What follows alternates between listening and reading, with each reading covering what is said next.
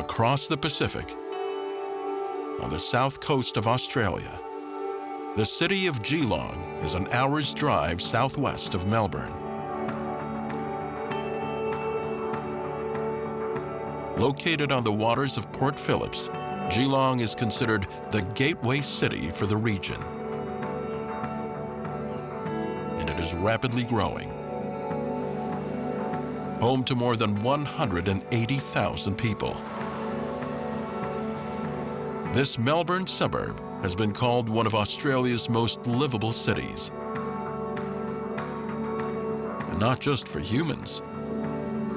Geelong is also home to tens of thousands of bats.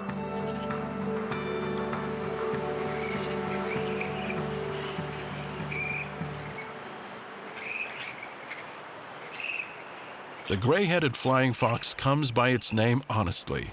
It looks a lot like its namesake. But it is indeed a bat, and a big bat at that. The largest in Australia, and one of the largest in the world.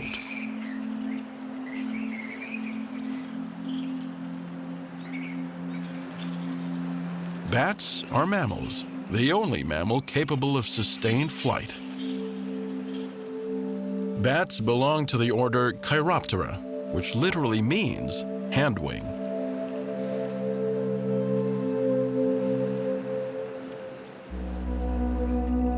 There are two suborders.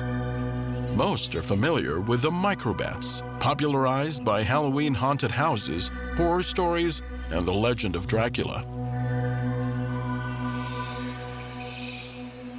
Microbats are smaller, only the size of a mouse. They live in caves and eat bugs.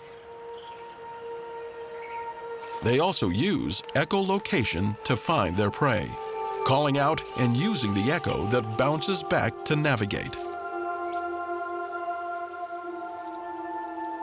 The gray-headed flying fox, on the other hand, is a megabat. It's not only larger, but it also has good eyesight and a superior sense of smell. This is their food of choice, fruit. In fact, they're commonly known as fruit bats. And instead of caves, they live in trees.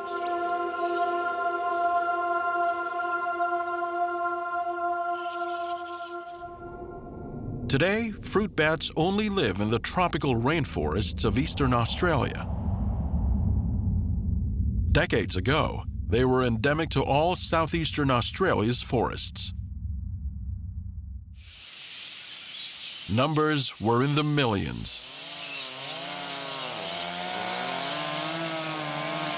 But as trees were cut down to make way for expanding cities and towns, factories and farms, development put added stress on fruit bat habitat.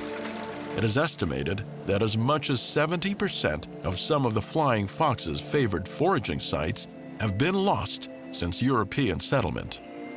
As a result, there are now only between 300,000 and 600,000 in the range. They've simply run out of places to live.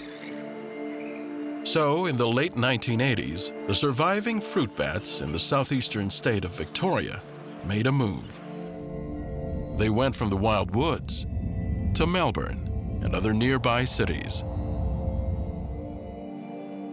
Now, at least 3 permanent colonies make their home here, including this site in Geelong's Eastern Park. It's hard to blame them. There's food and water nearby. It's warm in winter and cool in summer. And the city's green spaces, like Eastern Park, offer protected trees that are ideal for roosting. As their forest homes continue to fall, more and more fruit bats move to the city looking for a roost. The Eastern Park colony has swelled to as many as 30,000. These big bats are not necessarily a welcome addition to the city. They can be intimidating and noisy. They damage other vegetation. And they are known to carry dangerous viruses. What was once an occasional stopover in the city has become an infestation. Bats in the belfry are one thing. Bats on the golf course is something else altogether. But for the flying foxes themselves, the stakes are even higher. Their very survival depends on a peaceful coexistence with their human hosts.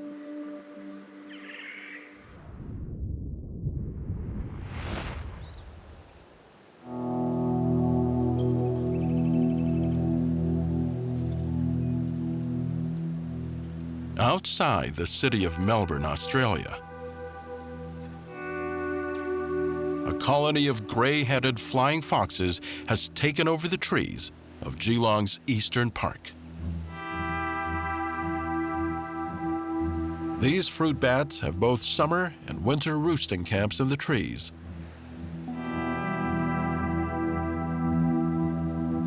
This summer camp, from September through around June, is their main camp. During the day, hundreds hang from the branches high up in the trees. There's a good reason they hang upside down. Bats are top-heavy. The biggest bones and muscles are those used for flying. It's far more energy efficient to hang than to defy gravity and stand upright.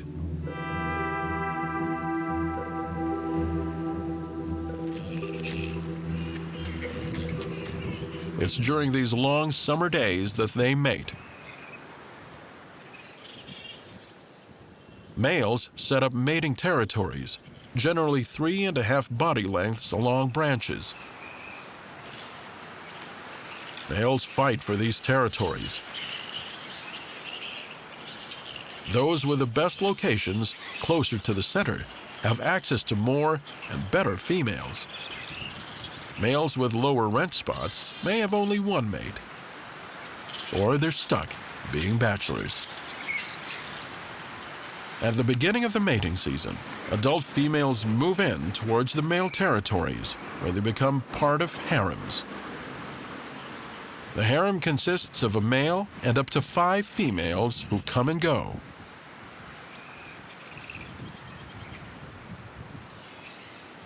It's the females who control the copulation process. Mating takes place during the day between March and May. After about 6.5 months, babies, known as pups, are born. For the first 3 weeks, the pups are heavily dependent on their moms. Bat mothers provide milk and warmth for their babies, which cling to their moms for the first few weeks of life.